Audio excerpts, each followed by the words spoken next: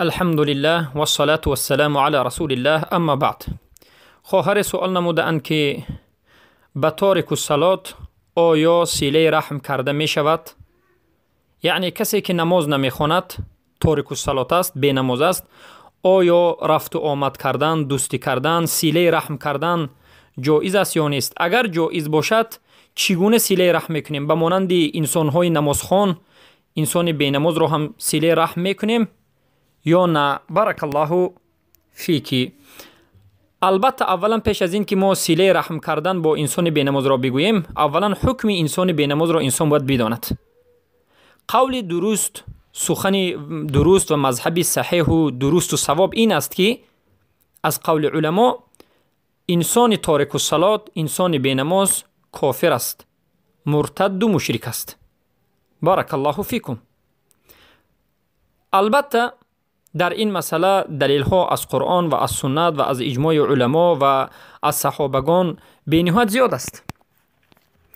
ما مختصرا میگوییم الله سبحانه و تعالی در سوره توبه بیان نمود و گفت فقاتلوا المشرکین حیث وجدتموهم وقفوهم واحصروهم واقعدوا لهم كل مرصد فإن تابوا واقاموا الصلاة وآتوا الزكاة فخلوا سبیلهم. یعنی مشرک ها اگر توبه کنند و اگر بعد از توبه نماز خوانند و زکات بدهند، راه آنها را باز کنید، آنها را به قتل نرسانید. یعنی مسلمان شدند، به سبب ایمان آوردن و نماز و زکات مسلمان شدند. و در آیت دیگر الله میگه فإن تابوا و اقاموا الصلاة و آتوا الزکاة فاخوانکم فی الدین. اگر انسان کافر و مشرک توبه کند، نماز خواند، زکات بدهد، این انسان برادر شما می شود. یعنی انسان همان وقت مسلمان می شود که توبه کند، نماز خواند و زکات بدهد. خیلی که همین سخن را ابن القیم الجوزی در کتاب احکام الصلاة ذکر نمودند. بارک الله فیکم. و این چنین در صحیح رسول اکرم صلی الله علیه وسلم، در سنت صحیح وقتی که نظر میکنیم میبینیم که رسول اکرم صلی الله علیه وسلم گفتند نهیت ان اقتل المصلین. من از جانب الله امر کرده شدم، یعنی نهی کرده شدم که انسان نمازخوان را به قتل رسانم. البته بنماز را به قتل میرسانید، اما انسان نمازخوان را به قتل رساندن جایز نیست. و این چنین حدیث دیگر است که صحابگان به رسول اکرم صلی الله علیه وسلم گفتند امرای از قوم ما، یعنی رئیسان ما، سرداران ما، امرای ما، امیرهای ما، یعنی ظلم میکنند، نماز رو از وقتش تأخیر میخوانند، آیا ما به اونها رو به قتل رسانیم، اونها رو یعنی به اونها خروج بکنیم؟ رسول اکرم صلی الله علیه و سلم گفتند لا ما داموا یقیمون الصلاة.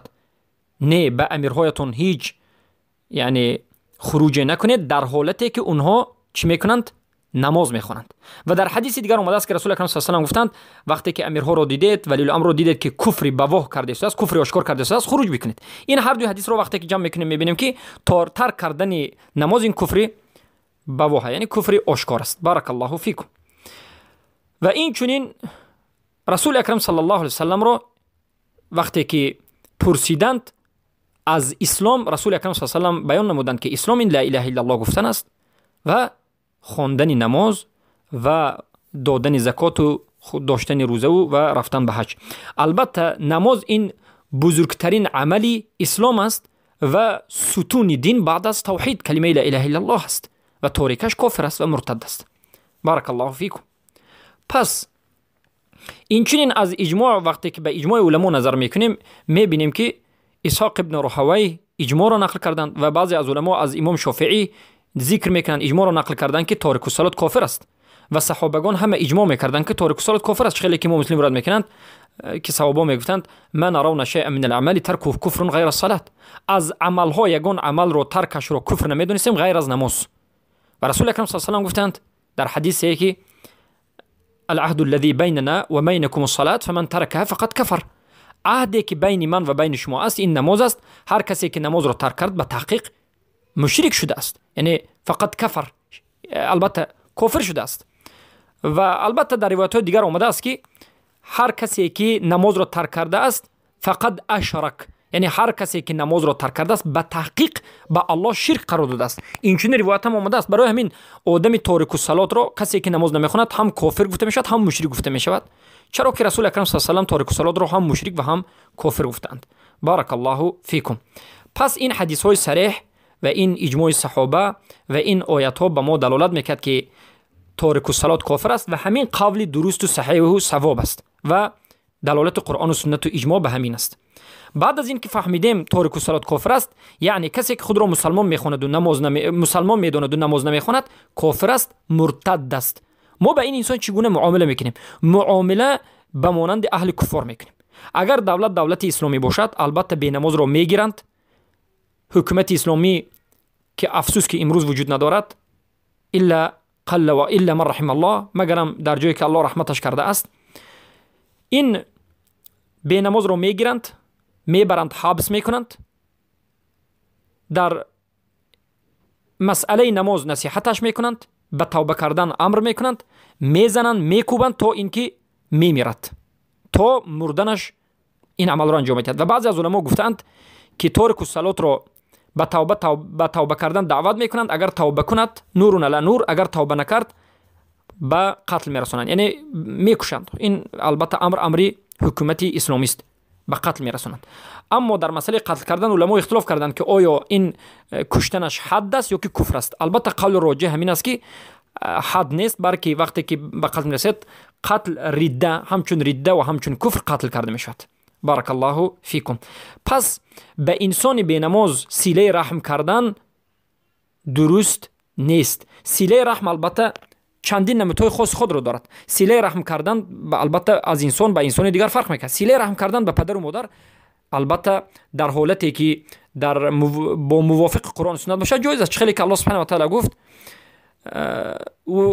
فإن، یعنی پدر و مادر تو اگر تو را جاهدک علی ان تشرک بما لیس لک به فلا تطعهما و صاحبهما فی الدنیا معروفه. اگر پدر و مادر انسان کافر باشد، مشرک باشد و انسان را امر کند به شرک و کفر، در این حالت اطاعت نمیکند، اما صاحبهما فی الدنیا معروفه، به پدر و مادر کافر هم معامله خوب، یعنی با صحبت خوب صحبت میکنید، اما با کفر اونها پیروی نمیکنید، با امرهایی که امرهای مخالف شریعت است اطاعت نمیکنید. یعنی پدر شما، مادر شما، برادر شما و خویش و تبار شما وقتی که بینماز است چگونه معامله میکنید؟ به خاطر دعوت به پدر و مادرتون همیشه خیلی که امر الله است صحبت و معامله خوب میکنید، اما غیر پدر و مادر به دیگران شما به مصلحه و مفسده نظر میکنید. وقتی که به اونها مقصد رفت و آن کردن و صحبت نکردن و از اونها دور شدن به اونها تاثیر گذارد و سبب توبه اونها شود، از اونها دور میشد و اونها حتما یگون معامله نمیکنید. اما وقتی که از اونها دور شده تا بدتر اونها کفر و به شرک روند، در این حالت به خاطر دعوت به اونها رفت و آمد میکنید، اونها رو نصیحت میکنید. اما سیله رحمی که با دوستداری است، با موالات است، با دوستداری قلب است و با عشق و محبت است، این چنین سیله رحم با همراهی بینمازان انجام داده نمیشد. یعنی به انسان های بینماز دوستی کردن، اونها رو یعنی دوست داشتن، به قلب اونها رو دوست داشتن، به اونها نشستن و خنده و بازی کردن، دوستی و برادری کردن جایز نیست، برای اون که اونها چی هستند؟ کافر هستند. بارک الله.